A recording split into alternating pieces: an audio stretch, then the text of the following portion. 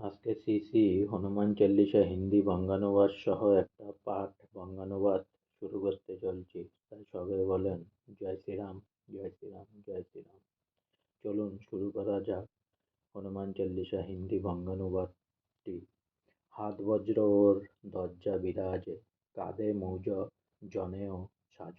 বঙ্গানুবাদ: আপনার হস্তে ধ্বজা এবং বজ্র, তথাপি আপনার স্কন্ধে মহাগদা সর্বসময় শুভভীত।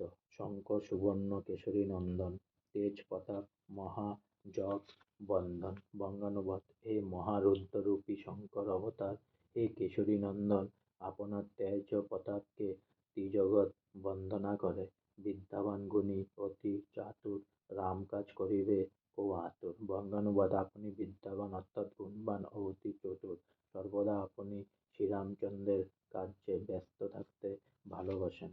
আজকে আমার শ্রী শ্রী হনুমান চল্লিশার হিন্দির বঙ্গানুবাদ এখানেই শেষ হলো। তাই সবাই একবার বলুন জয় শ্রীরাম, জয় শ্রীরাম। জানুয়ারির 22 জানুয়ারি 2024 আমাদের অযোধ্যায় রাম মন্দির ওপেনিং হতে চলছে। তাই সবে অযোধ্যায় গিয়ে রাম অ্যান্ড বজরংবলীকে দর্শন করে এসে আশীর্বাদ নিয়ে আসুন। আরেকবার আমার সাথে বলুন জয় শ্রীরাম, জয় শ্রীরাম, জয় শ্রীরাম।